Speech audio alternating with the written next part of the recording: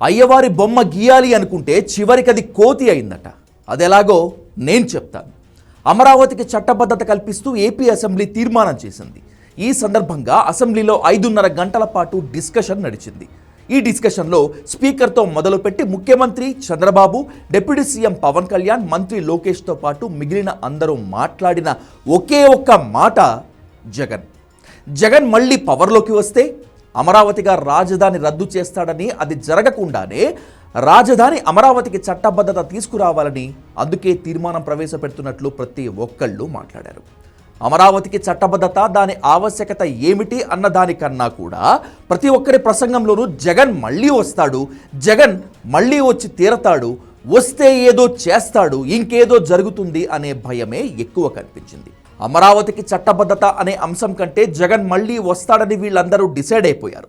వచ్చే ఎన్నికల్లో వైసీపీ గెలుస్తుందని ఇండైరెక్ట్గా చెప్పేస్తున్నారు అనే భావన జనంలోకి వెళ్ళిపోయింది.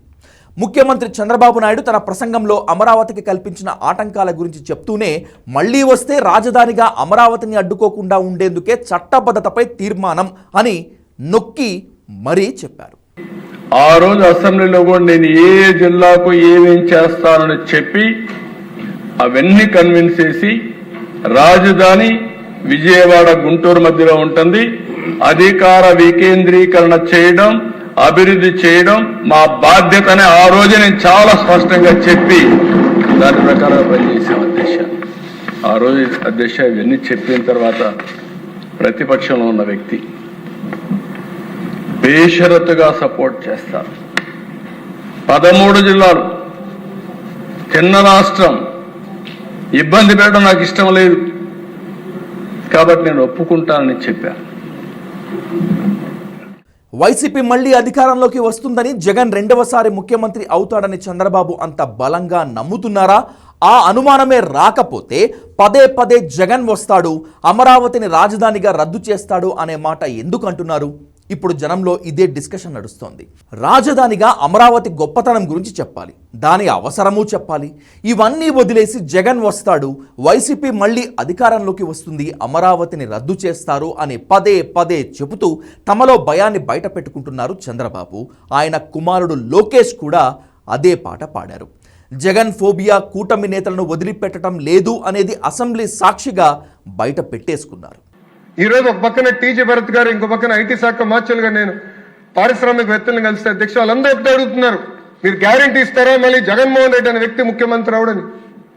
నాకు అనేక పరిశ్రమలు తెలుసు, ఎంత ఇబ్బంది పడినాయో అతని పరిపాలనలో, మీరు గ్యారంటీ ఇస్తారని అడుగుతున్నారు అధ్యక్ష. భారతదేశంలో 100 రూపాయలు పెట్టుబడులు వస్తే 25.3 రూపాయలు ఆంధ్ర రాష్ట్రానికి ఈరోజు వస్తున్నాయి అధ్యక్ష. అది 50 రూపాయలు అయ్యేది అధ్యక్ష. జగన్మోహన్ రెడ్డి అనే వ్యక్తి లెక్కనుంటే 50 రూపాయలు అయ్యేది. ఎందుకంటే అందరూ అడుగుతున్నారు, మమ్మల్ని 50% మంది అడుగుతున్నారు, మీరు గ్యారంటీ ఇస్తారా మళ్ళీ అలాంటి వ్యక్తి తిరిగి రావడం అధ్యక్ష. చంద్రబాబు, లోకేష్ కంటే జగన్ అంటే పవన్ కళ్యాణ్ ఎక్కువ భయపడుతున్నట్లుగా ఉంది. అసెంబ్లీలో తన ప్రసంగంలో అదే విషయాన్ని స్పష్టంగా బయట పెట్టారు డిప్యూటీ చీఫ్ మినిస్టర్. కూటమిలో అందరూ కలిసి ఉండకపోతే జగన్ మళ్ళీ పవర్లోకి వచ్చేస్తాడని చెప్పకనే చెప్పారు. అంటే వ్యక్తిగతంగా, రాజకీయంగా జగన్ తమకంటే బలవంతుడని పవన్ ప్రసంగం స్పష్టం చేసింది. 3 పార్టీలు ఒక్కడితో తలపడుతున్నాయి, ఎందుకో వీళ్ళంతా భయపడుతున్నారు అనే భావన జనంలోకి తీసుకెళ్లిపోయింది పవన్ ప్రసంగం. నాకు లోకేష్ గారు చెప్తా, ప్రతి ఒక్కరికి ఇదే భయం ఉంది, మళ్ళీ రేపు పొద్దున వీళ్ళు వస్తే ఏం చేస్తారని. ఏమి చేయలేరు, రారు, ఏమి చేయలేరు.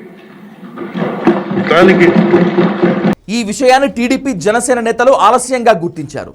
అసెంబ్లీలో సమయాన్నంతా జగన్ తిట్టడం కోసమే ఎక్కువ కేటాయించామని, ఇది రివర్స్ అయ్యే ప్రమాదం లేకపోలేదని కొందరు అభిప్రాయపడుతున్నారు. ఇంకొందరు మాత్రం వచ్చే ఎన్నికల్లో కూటమికున్న ఏకైక నినాదం జగన్ మళ్ళీ వస్తే అరాచకమే అనేది మాత్రమేనని, అందువలన జగన్, అతని పార్టీ మళ్ళీ వస్తే రాష్ట్రంలో అరాచకం ప్రబలిపోతుందనే విషయాన్ని పదే చెప్పటంలో తప్పేం లేదని వాదిస్తున్నారు. టీడీపీ, జనసేన పార్టీలు 2029లో అధికారంలోకి మళ్ళీ రాలేవేమోనని భయపడుతున్నారనే అభిప్రాయం మాత్రం జనంలో ఉంది.